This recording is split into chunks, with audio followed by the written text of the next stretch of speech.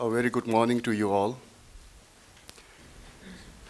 To start the Felicitation program in honor of Professor P.N. Sharma, I request Venerable Kishal Hagdola, Director of the Library of Tibetan Works and Archives, to kindly deliver his welcome and introductory speech.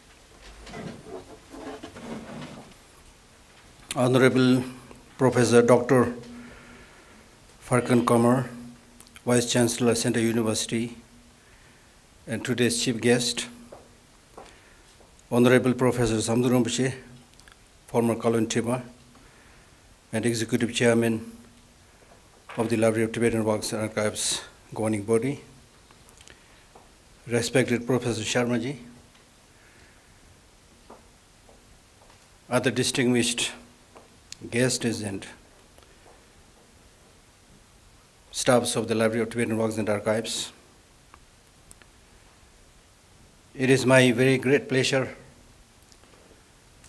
to welcome all of you.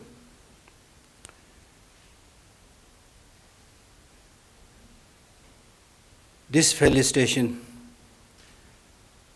that we have organized today,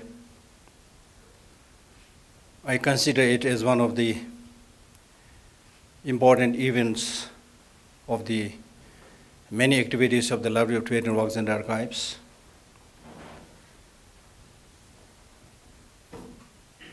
In Tibetan Buddhist tradition, one of the Buddhist practices is called rejoicing, where one is asked to rejoice the good things that one has done and also rejoice at the good things done by others. This even becomes all the more relevant because, as most of the senior people here are aware, that Professor Sharma is someone who has outstanding academic achievement on the one hand, and on the other has been a relentless supporter of the Tibetan people and a reliable friend, and especially to the Library of Tibetan Works and Archives. Right from the day when he was asked to become a governing body member by His Holiness, since then now over 2 decades, not only he retained that designation, but also I don't recall a time when he had failed to attend one of these governing body meetings. This clearly shows his dedication to contribute towards the preservation of Tibetan culture and religious traditions, and clearly recognizes the part played by this institute. Therefore, the Library of Tibetan Works and Archives considers it a great privilege to be able to host this very important event, to congratulate you, felicitate you. I do not want to go into the details. If you just have a look at the large volume of collections of his works, be it his original writing, be it his translation into Hindi or into English, how much a person can achieve in one's lifetime and leave a legacy to the posterity, to the younger generation.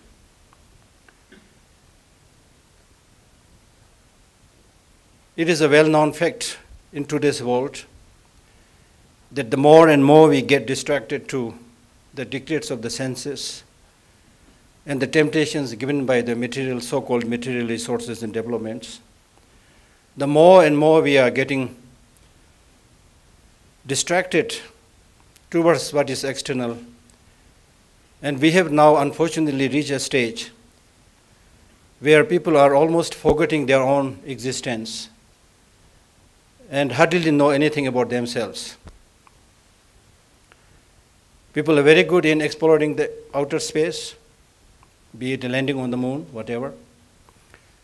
But if you ask who are you and what is your purpose of living, people will look at you with surprise that this is a strange and a kind of inappropriate question that is being asked. So the dedication Professor Sharma made in his lifetime and the books he has written, I consider this as a very, very valuable legacy that he is leaving, because these books, in harmony with the great scholars of the past, call it Nalendra tradition or whatever you want to call it, will find that the traditional wisdom and education focuses more on the complete and harmonious development of the person who is really the player in the whole universe. And if the person who is the player in the universe does not know anything about himself, how can we contribute anything to the rest of the society for its flourishment, for its harmonious existence? Because of the continuous distraction and because of continuous traveling in the wrong direction, people have at least a limited, number of people had started talking about the importance of soft culture or soft power comparing to the hard power. And I was delighted on those occasions. There was a time when the Indian government also opened a Ministry of Human Resources. I was very delighted. And how far it was successful, I am not so sure. Then recently, when we start hearing the usage of the word, the soft power is more important than the hard power, I was also delighted. Irrespective of whether what that word soft power means, one thing that we really need to recognize is unless we take care of this, the complete development of the human potential and the human resources, which is really the origin and source of the culture in the true sense of the term, we will not be able to get that long-lasting peace or happiness or stability that we are aspiring to achieve through various means. So, sir, you have not only existed on this planet, but you have lived. I must make a distinction between existing and living, just as these days we need to make a distinction between looking and seeing. Because these days people are looking towards everything, but nobody is seeing anything. People are hearing different things, but nobody is listening with any curiosity or any genuine wish to learn and know things. So I consider what you have contributed is not a small contribution, it's a huge contribution. And therefore I congratulate you on this wonderful and happy occasion. And also, it is not enough just to felicitate somebody and say good things, and then after that we forget everything. With your example, those of us who are working in the Library of Tibetan Works and Archives, we should get inspiration from such noble deeds, and we should dedicate our life in such a way so that we are not distracted by superficial pleasures. This morning I was also thinking that even to translate or write one small book is not an easy job, and that could be understood only by those who have worked in that field. So I could easily appreciate the dedication that you made in all these areas and fields. So I felt it is important that these books that you have written should not disappear into oblivion. By using modern media, probably we can make at least a soft copy of all of your books and make it available to all the interested readers. And the Library of Tibetan Works and Archives will be honored and pleased to contribute in whatever way we can.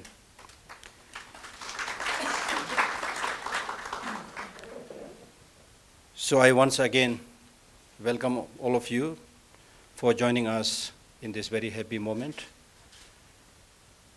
And you will hear more from our honorable chief guest and our guest of honor. Thank you very much.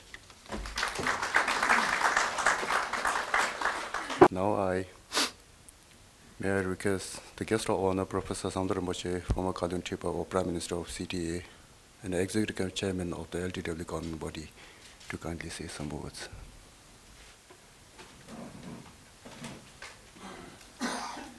विद्युति कल्पना जलम गंभीरोदार मताय नम समन्ता भद्रिय समन्ता त्रिशे।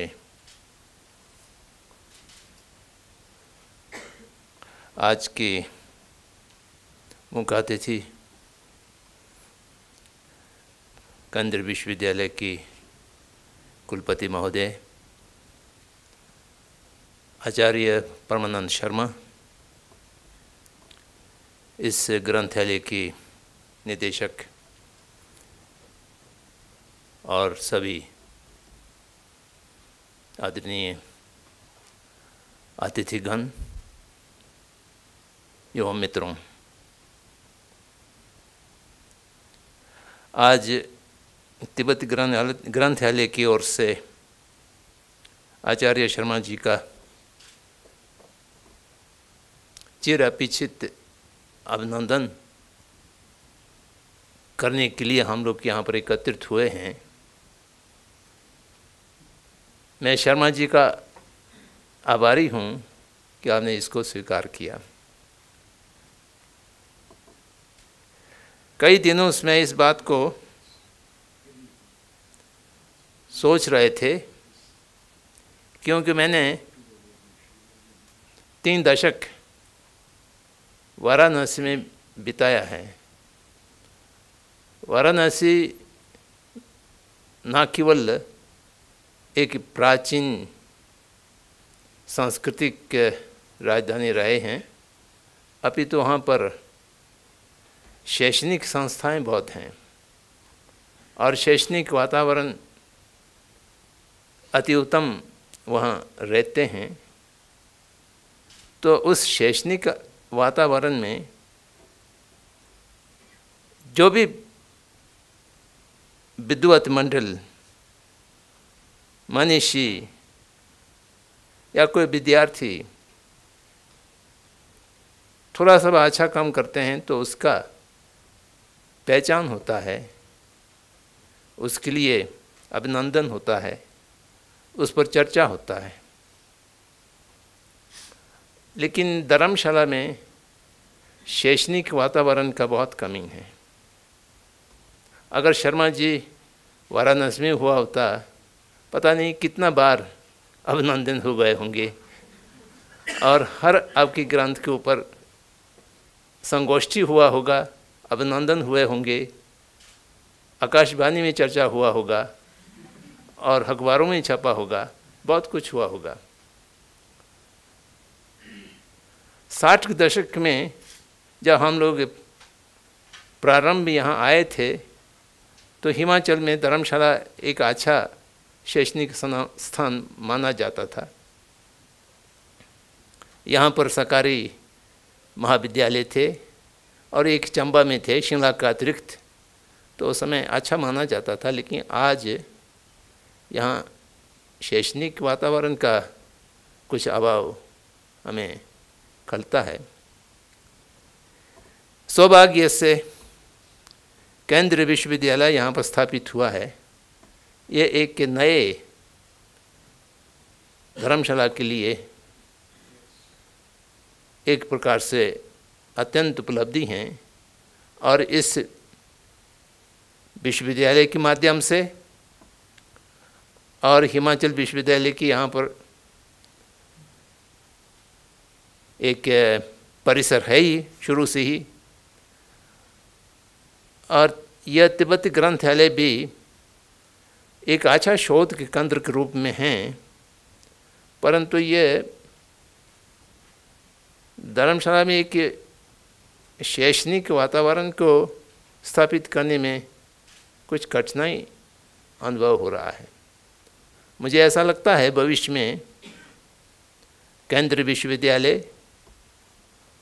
हिमाचल विश्वविद्यालय की परिसर और सरकारी महाविद्यालय और इस प्रकार के और भी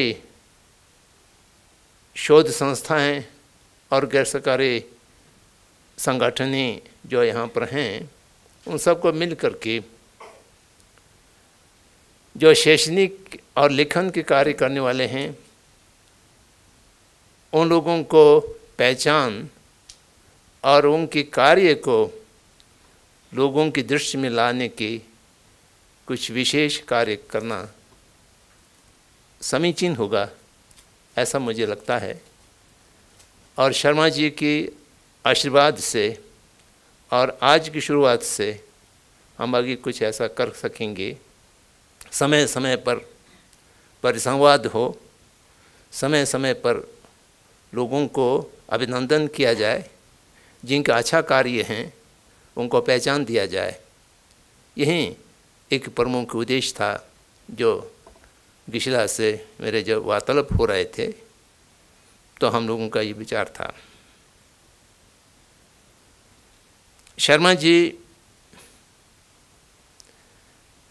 मौलिक रचनाओं की लेखक हैं और काव्य हैं और अनुवादक हैं। ये सारे काम एक आदमी करते हो, ऐसा बहुत कम दिखाई में देते हैं। कोई अच्छा काव्य हो सकते हैं, काव्य लोग अधिकांशतः सपना की जगत में ही रहते हैं, तो उनको अनुवाद के काम करने में आश्चर्य अनुभव होता है। अनुवाद का काम एक तकनीकी काम है, वह सरलता से नहीं किया जा सकता है। आपकी परमपावन जी की ग्रंथों का अनुवाद एक प्रकार से अनुवादों की आदर्श माना जा सकते हैं, एक परिमाण माना जा सकते हैं। परंतु हिंदी जगत के जो पाठक हैं वह सकते नहीं, अभी भी बिखरा हुआ है। आपकी अंग्रेज में लिखा हुआ काव्य जो आपने मुझे दिखाया है, मेरे समझ के तो बार हैं, फिर भी मैं ऐसा अनुमान लगाता हूँ, अगर वो साहित्य की जगत में ठीक ढंग से प्रस्तुत किया जाए तो वह कमाने के समकक्ष के माना जा सकते हैं, जिसके गंभीरता और भाव अर्थ अत्यंत विशाल और गंभीर विषयों को लेकर के जो अलंकारिक रूप से हमने उसको अपने अनुभव को लिपिबंद किया है। आज नहीं तो कभी न कभी भविष्य में वह साहित्यिक जगत में अपना कृति प्राप्त करेंगे और लोग उसको जानेंगे, ऐसा मैं मानता हूँ। तिब्बती शरणार्थियों के लिए आप हम सब का प्रारंभ से ही अभिभावक रहे हैं। परम पावन जी मसूरी से यहाँ पर स्थानांतरित हुआ तो उस समय आप स्वागत करने वाले लोगों में थे, और तब से लेकर के आपकी छत्रछाया हम सब के ऊपर रहे हैं। और जैसा अभी गिशिला ने कहा कि गत 2 दशक में जब जसोला जी थे, तब से इस ग्रंथालय के स्थापना होने की परिकल्पना किया जा रहा था, तो स्वर्गीय जासूसरी और हम जगह जगह इसकी योजना लेकर के पैसा मांगने के लिए जाया करते थे, और थोड़ा बहुत जो कुछ साधन एकत्रित हुआ तो इसका प्रारंभ किया गया। और तब से लेकर के इसके संयोजन समिति में शर्मा जी का मार्गदर्शन बराबर मिलते रहे हैं। आज हम हृदय से, तहे दिल से आपके कार्यों के प्रति हम अभिनंदन कर रहे हैं। ये व्यक्ति का अभिनंदन नहीं है, इसको आप अपने ऊपर ना लें। जो आपने कार्य किया है और वो उस कार्य से लोग हित होंगे, उसको हम पहचान देने के लिए और कार्य की हम अभिनंदन कर रहे हैं। और आप वायुवृद्ध, ज्ञानवृद्ध और अनुभव से नितांत परिपूर्ण हैं। आपकी मार्गदर्शन और आपकी लेखन और आप अभिव्यक्त भविष्य में भी जैसा पहले चला था निरंतर चलना चाहिए। मुझे मालूम है कि आपकी जो पहला ग्रंथ प्रकाशित हुए थे उसका प्रस्तावना पंडित जवाहरलाल नेहरू जी ने लिखे थे। और जवाहरलाल जी को मैं इसलिए साधुवाद देता हूँ कि उस समय प्रधानमंत्रियों को भी शैक्षणिक कार्य में रुचि लेने की समय मिलता था। आज हम सोच नहीं जा सकते हैं कि कोई प्रधानमंत्री से हम कहें कि मेरे किताब पर आप प्रस्तावना लिखिए, तो शायद वहाँ पहुँचना भी कठिन होगा। लेकिन उस समय एक ऐसा समय था, राजेंद्र बाबू की, जवाहरलाल जी की, जाकिर हुसैन जी की और MC छाला जी की, उन सब का उच्चतम पद पर रहते हुए भी शैक्षणिक कार्य से अपने को जोड़े रखते थे और अध्यापकों के साथ, लेखकों के साथ बहुत समय देता था और उनकी सहानुभूति और उनकी प्रोत्साहन बराबर मिलता रहता था। इस दिशा में मैं इंदिरा जी को भी स्मरण करता हूँ कि वो शैक्षणिक कार्य में बहुत भाग नहीं भी ले पाए, लेकिन शैक्षणिक संस्थाओं को बनाने में उनका बड़ा विशेष रुचि रहते थे, जिसके कारण आज भारतवर्ष में केंद्रीय तिब्बती आधुनिक विश्वविद्यालय जो सारनाथ में स्थापित हुआ है, उसमें उनका विशेष योगदान रहा है। गांगटोक में शोध संस्थान स्थापित हुआ है, लद्दाख में केंद्रीय बुद्ध अध्ययन संस्थान स्थापित हुआ है। इन सब में उनका विशेष रुचि रहा और योगदान रहा और बहुत सरलता से इन कामों में भाग लेते थे और पहुँच थे। आज बड़े बड़े पदों पर रहने वालों के पास जनता की पहुँच कठिन हो गए हैं, तो वो पुराना ज़माने में ऐसा नहीं था। और इस अवसर पर मैं कुलपति महोदय जी की आभार हूँ, जिन्होंने अपने व्यस्त समय निकाल करके इस छोटे से समारोह हैं, कार्यक्रम हैं, उसमें भाग लेने के लिए पधारने की कष्ट किया। और मेरा अभिलाषा है कि केंद्रीय विश्वविद्यालय के साथ तिब्बती ग्रंथालय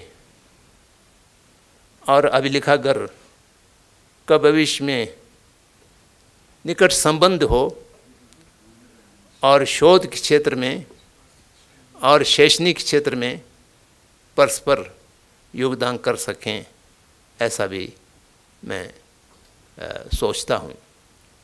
क्योंकि ये धर्मशाला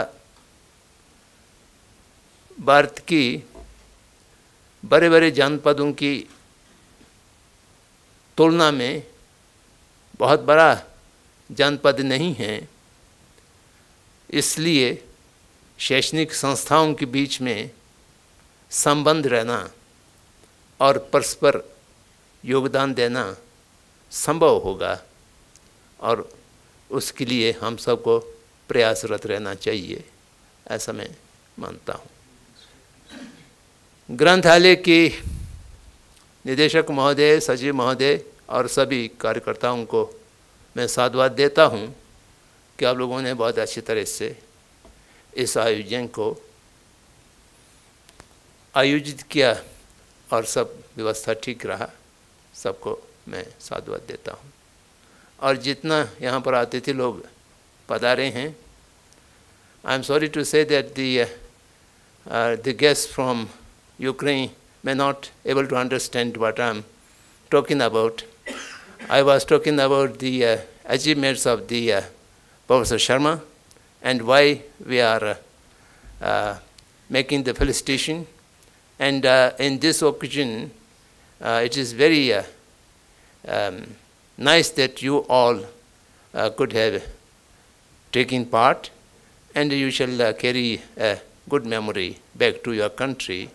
Professor Sharma is associated with this library for the last almost 25 years, and he has a great contribution in the process of this library. And I also welcome all the other guests, and we hope that Professor Sharma's work, particularly his translations of the His Holiness books, will benefit all the people around the globe. Jai Jagat.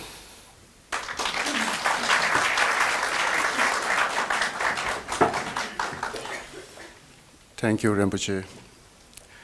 May I request the Honorable Chief Guest, Professor Furkan Kamar, Vice Chancellor of Central University at Himachal Pradesh, to kindly present a felicitation citation to Professor Parmananda Sharma for his lifetime literary and academic achievements.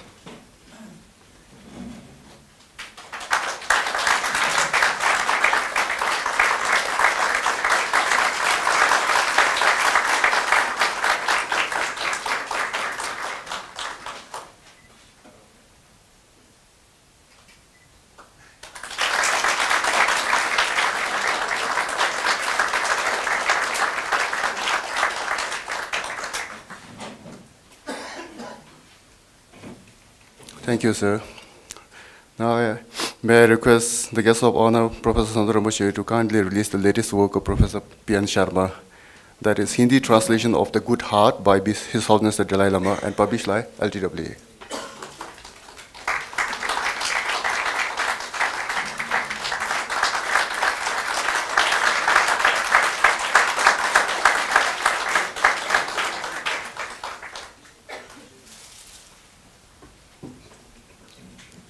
Thank you, Rinpoche.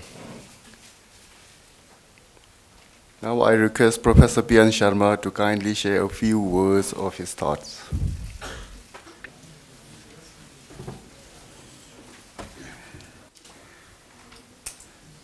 Distinguished Chief Guest, Dr. Furkan Kamar, Vice Chancellor, Central University, Venerable Professor Samdung Rinpoche, former Vice Chancellor, Tibetan Institute of Higher Learning, and later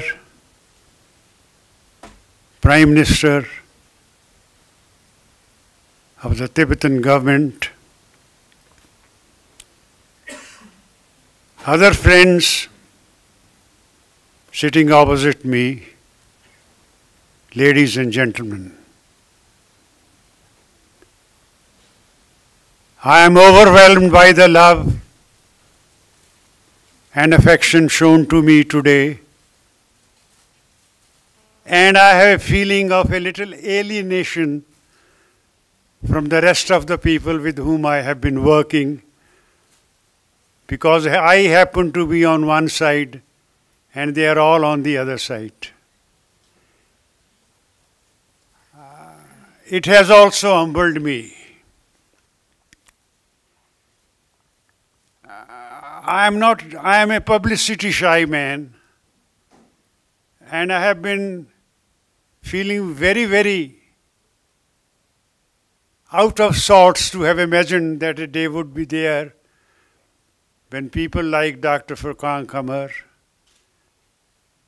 Professor Samdung Rinpoche, Director Geshe-la, Lakdar-la, and other friends would be gathering to make me feel honored but alienated in a way. Anyhow, I am deeply grateful for the sentiments expressed about me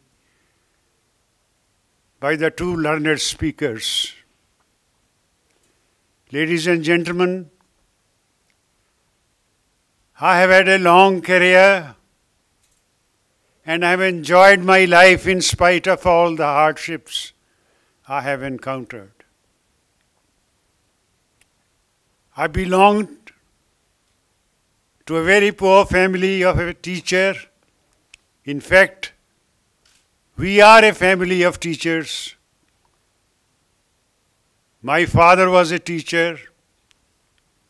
I became a teacher. We were 7 brothers, 5 of whom went into the teaching profession. And both my sons are also teachers. I have enjoyed my teaching profession, have been very popular with the colleagues and my students, and I have enjoyed every moment of my life. When I first arrived in Dharamsala on the evening of 17 December 1949, 10 years before the Tibetans arrived, I fell in love with the place because Dharamsala then was not what it is now. Dharamsala has changed over the last 60 years. Not that I stayed here for all these 65 years. I have gone places all over India, either on transfer or on different assignments. But I have enjoyed every moment of every sort of my work. When I used to be here and playing games in the college stadium, one of my colleagues used to say, when we see you play hockey or football or basketball, we can't imagine that you also write poetry. And when we hear your poetry, we cannot imagine that you are a sportsman or a trekker or a mountaineer. In fact, I have embraced life in full and enjoyed every role that I have been asked to perform. I wore a uniform for 24 years. I was an NCC officer. And I also commanded a battalion in West Bengal immediately after the Chinese. Can you imagine this old man once having been in the brilliant uniform, olive green, of an army officer? So there are many roles that I have had to perform in life of my own choice. What I mean to suggest by this is that one should take one's life in full and enjoy every moment of it and discharge every duty that comes his way in the best of manners he can. Only then you can overcome the hardships and difficulties of life. As far as my literary career is concerned, my first book was published in 1948. 2 years before the Chinese overtook Tibet. It was an epic in Hindi and was very well appreciated by the great poets of that language of the day and well received by the press criticisms. I continue doing so, and I am a multilingual person also in a way. I translated Rubaiyat-e-Umar Khayyam in Punjabi poetry. Once upon a time, when I was having my pre-commission training in the 17th Dogra Regimental Center, Jalandhar. I have translated selected poems of Mirza Ghalib into Pahadi, though Pahadi is not my language and I am not a hill-born person. I have used the medium of English to write poetry. I have written Urdu ghazals, of course. I started with Urdu, and those days being the days when India's independence struggle was as at its peak, I wrote revolutionary poems and literally escaped being arrested at the skin of my teeth for reciting those poems in nationalistic meetings. Young Tibetans who are now struggling for the freedoms of their country will bear me out that the youth is always inspired by a spirit of patriotism, and that spirit of patriotism made me write those poems in Urdu. But in 1946, at somebody's suggestion, I switched over to Hindi, continued writing Urdu ghazals till today, and have just published a collection of my Urdu ghazals, which of course I have done in the Nagari script, because very few people can read Urdu on this side of the world. I continue writing in spite of all the busyness of my profession, in spite of all the acrimony of some of my bosses, about whom I have mentioned and characterized them in my autobiography, which I have just finished writing. So, if a man has the mind to carry on with work, he can do it, but he has to have the will to work. Life is full of so many challenges. At every step there are challenges. You can meet those challenges with a counter challenge of work, work and work.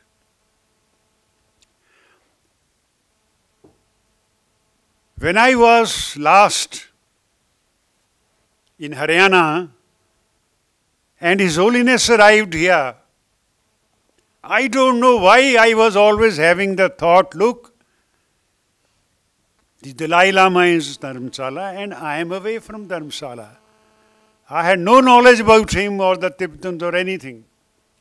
I had very little knowledge about Buddhism also. Although I had studied the texts and the holy books of other religions, the Upanishads, the Vedas, the Brahma Sutras, the Bhagavad Gita, the Quran, Holy Quran, the Bible, the Zindavastha, all these. But I had a smattering of Buddhism. And it was my great good fortune that the government agreed to my suggestion to change my allocation from Punjab to Himachal Pradesh when the new states came into being. I was the only one from Punjab who applied that I must go back to my mountain and to my valley. And so I returned here in 1969, and a year later I had my first audience with His Holiness. I consider it a great, great piece of luck and some good karma of my previous lives, that as the years passed, by acquaintance and intimacy with His Holiness the Dalai Lama continue to increase. I am lucky that I have had countless audiences with him and have enjoyed every moment of it. In my autobiography, I have devoted a whole chapter to it, entitled Moments of Eternity, His Holiness the 14th Dalai Lama. It was in the year 1987 that His Holiness nominated me to the governing body of the LTWA.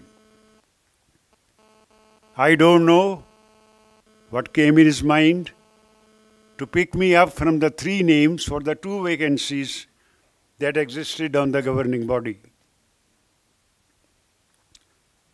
But I am grateful to my late friend Gyasola, the first director of the library, who probably recommended those 3 names, and His Holiness marked my name first of all from those 3 names, and then take the name of one of the 2 Kalans then in office. Now it's more than 3 decades since I've been on the governing body, and I have not missed a single meeting.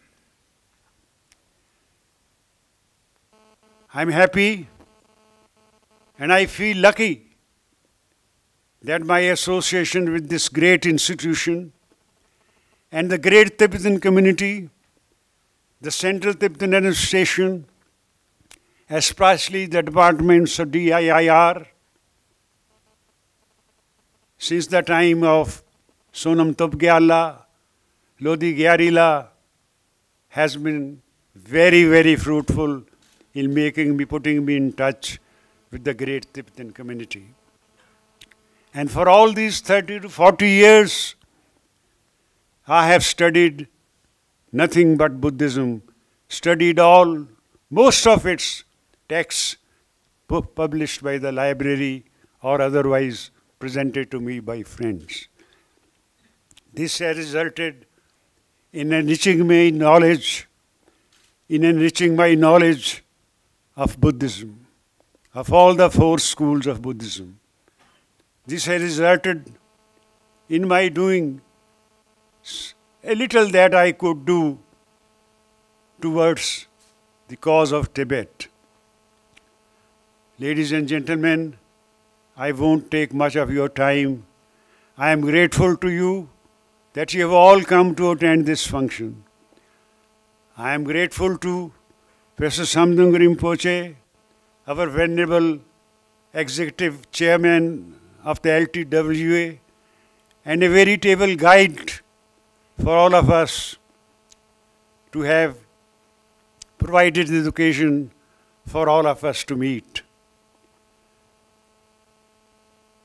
As for Professor Rinpoche, I have no words to talk about him. Somebody asked a philosopher, "What is truth?" He replied, "If you ask me, I know not. If you do not ask me, I know it." So, sir, about you, if somebody asks, I know not. If you do not ask, I know him what he is.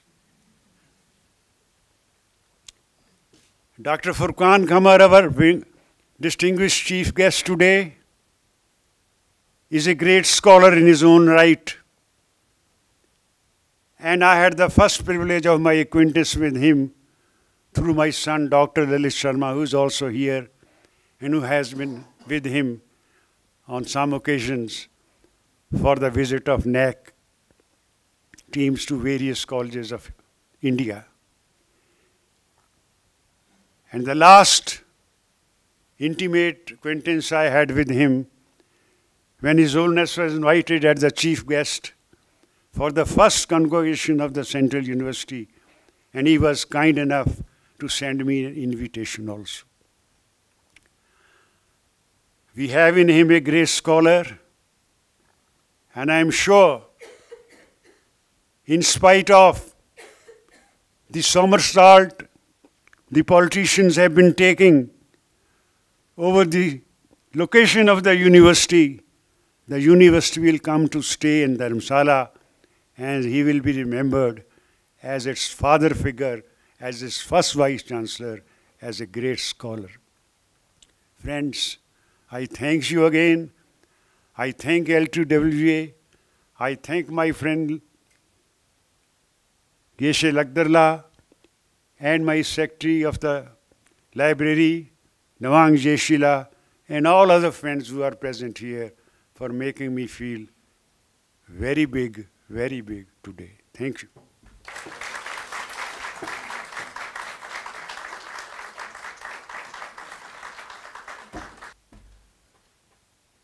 Now may I have the honor to request Honorable Chief Guest, Professor Furkan Karma, to kindly say some words.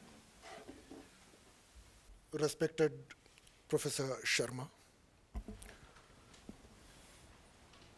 Honorable former Prime Minister of Tibet, and also former Vice Chancellor of the Tibetan Institute at Sarnath, respected Director of the Library, Lalit Sharma ji, whom I happen to know being the first person from Dharamshala, and who is also son of Professor P.N. Sharma, distinguished guest. First of all, I express my gratitude to the Tibetan Library for asking me to be present on this occasion. I stand here in all humility because I realize the fact that Professor P.N. Sharma, whose work is being felicitated today, had already retired from his active service as principal, as teacher, when I was yet to start my academic career. You retired in 1982, sir? Yes. And in fact, I entered into academic service in 1984. And that was the first thing that was coming to my mind, that how do I justify my being here as the chief guest. But then an invitation which was so dear that there was no way to say no. So I'm deeply indebted to you for taking the trouble, and to the administration for asking me to be here.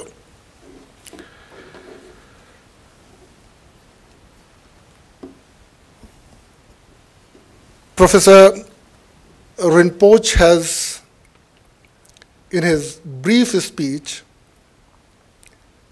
has put a challenge before us, before the Central University of Himachal Pradesh.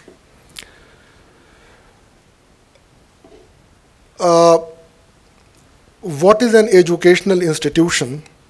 And I do not find a phrase better said than what Dr. Zakir Hussain said when he was establishing and was the Vice Chancellor of Jamia Millia Islamia in New Delhi.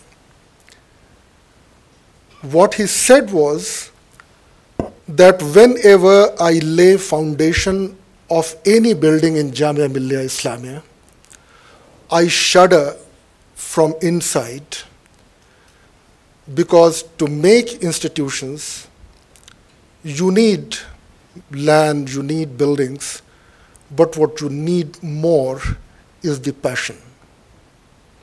What he had said in Urdu was कि संस्थाएं या इदारे बनाने के लिए सामान तो ज़रूरी होता है, लेकिन सामान से ज़्यादा अरमान चाहिए होता है. And what he said next was that in the absence of that passion, these buildings becomes mausoleum of that institution. कि अगर वो अरमान न हो तो ये बिल्डिंगें, ये इमारतें उस इदारे का मकबरा बन जाती हैं. That is the kind of philosophy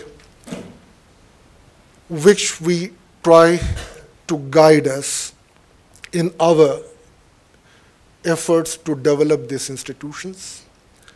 And in fact, in order to see that we are on right path, it is extremely necessary for us to be associated and to be in touch with institutions like this library, with your own educational establishment, and also the blessings of people like His Holiness. In fact, when we were to organize our very first convocation, I requested His Holiness to be the chief guest. And his office was in a way conveying that he is keeping very busy. I said that we have no constraints of time. The date would be what suits His Holiness, but it would be extremely odd for us that if we hold our very first convocation and that convocation is not blessed by His Holiness. And we at the Central University are extremely grateful that His Holiness found time, and that gives us courage and strength. In fact, in our own way, sir, we are already associating. For example, myself and a few colleagues of our university are already a member of your Education Advisory Committee. There are many common friends who are adjunct professors and visiting professors in our university, like Professor Krishna Kumar, who are also associating very, very closely with this library and also with the Education Advisory Committee. And I must mention that when we organized the very first international seminar on society and justice, society, law and justice, Professor Rinpoche very kindly agreed to chair a session. The present Prime Minister also agreed to chair a session, and that day was the best day on the campus of the university. So I, with all sense of responsibility, say, sir, that it will be in our interest to be associated with your philosophy, with your institutions, and with your thought process, because it will guide us in eternity that we follow the right path. Friends, we have assembled here to felicitate Professor P.N. Sharma. And as the Chief Honorable Guest said, that it is essentially to felicitate the dedication, the commitment, the devotion, the academic pursuit, and the work which Professor Sharma has produced. I think persons like Professor Sharma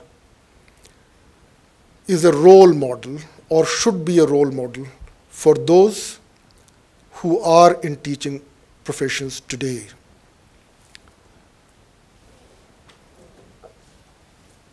He embodies the thought that healthy minds, he said that, people often wonder that how could there be a poet in him when they see him on the sports ground.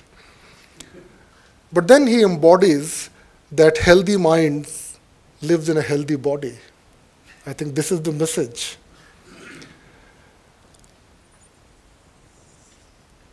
Today, sometimes we often feel that we are passing through a phase in the development where people join a career not because they love the career, but simply because it takes care of their livelihood.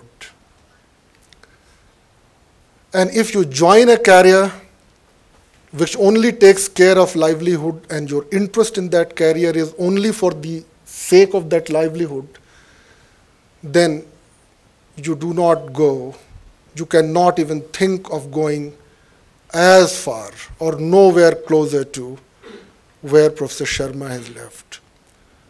An Urdu poet, in a couplet he said, "Kya bataएं ahbab, kya कारहाए नुमाया कर गए, BA किया, MA किया, नौकर हुए, pension मिली, फिर मर गए." Akbar Allahabadi. I mean, for some of us, for many of us, the mission of the life is to do BA, to do MA, to get a job, to retire from that job, to get a pension. But then, that's it. We all know that humans are mortal. We all have to die one day.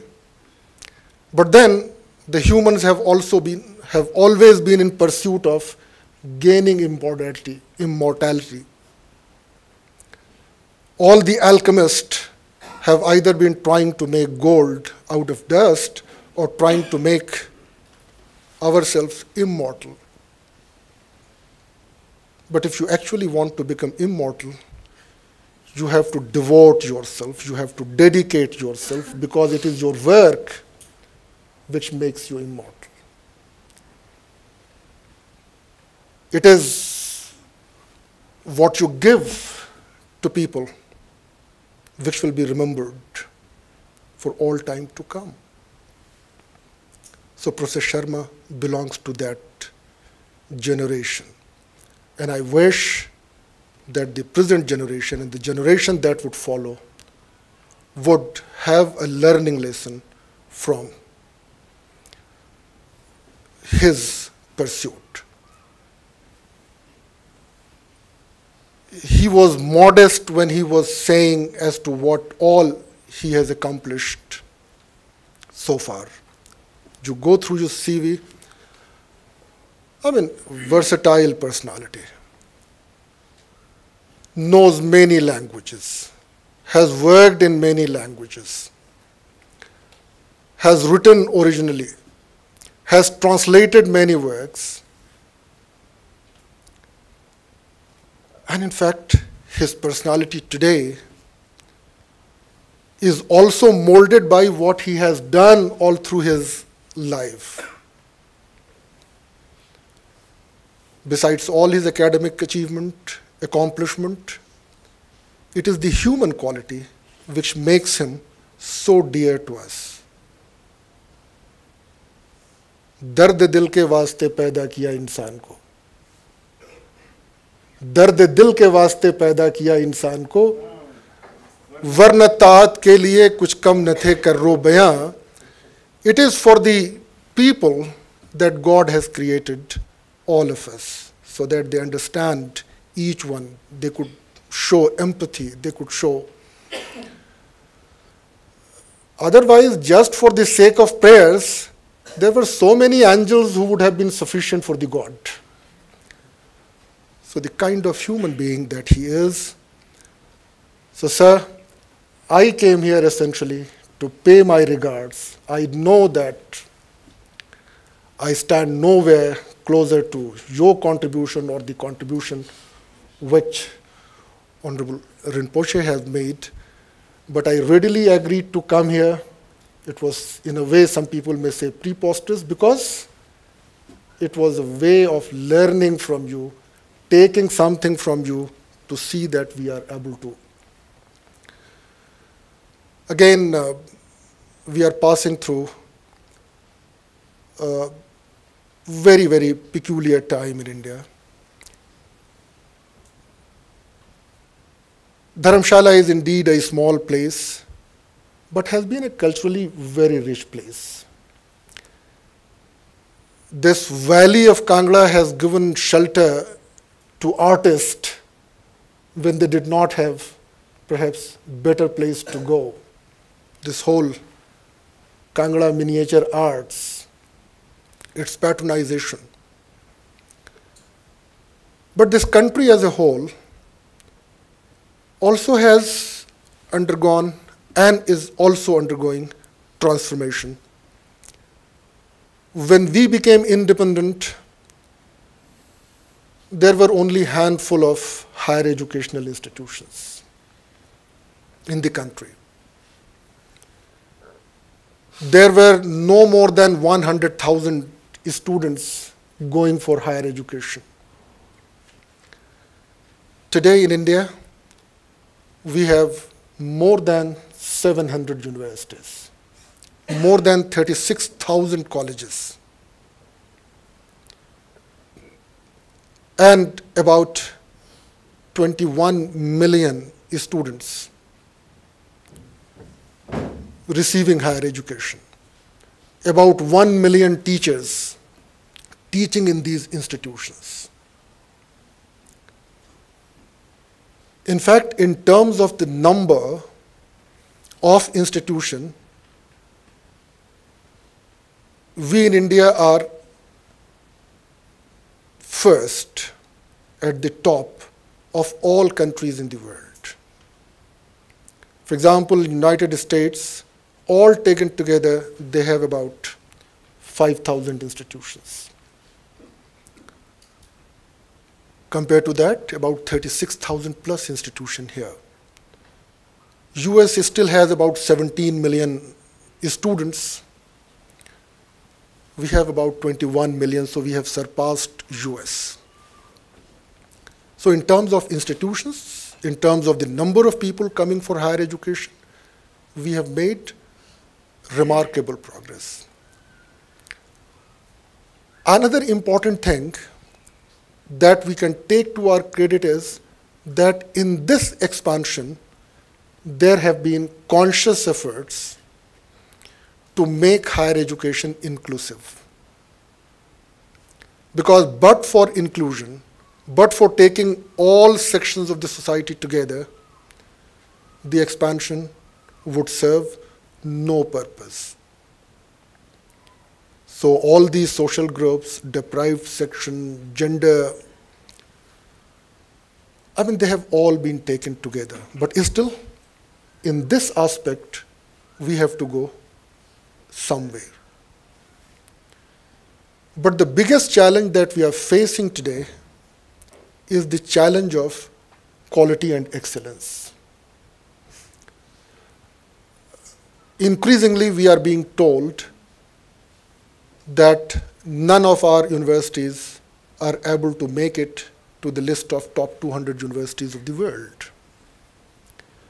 We may, to some extent, disagree with the criteria that are used to measure these top-ranking universities.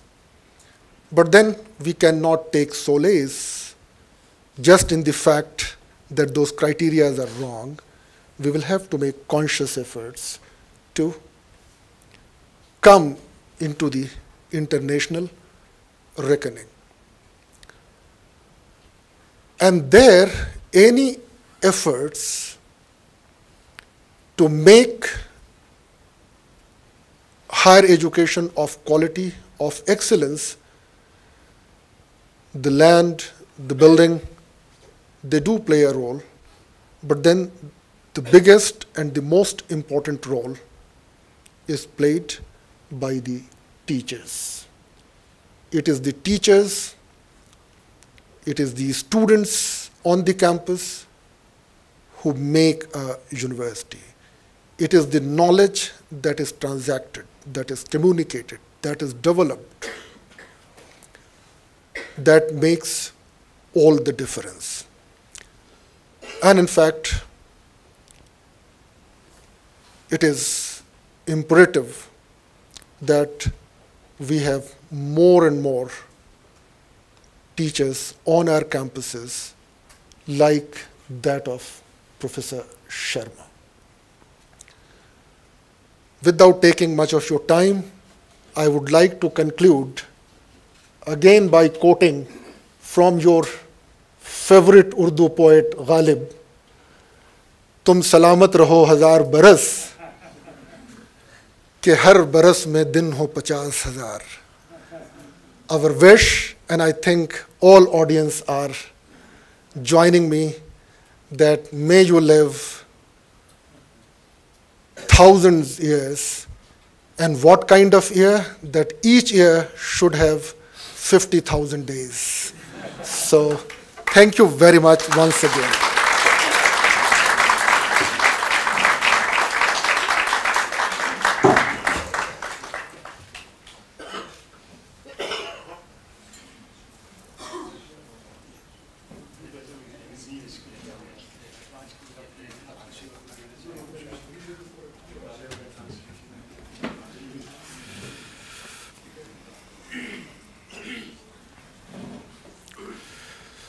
Thank you very much, sir.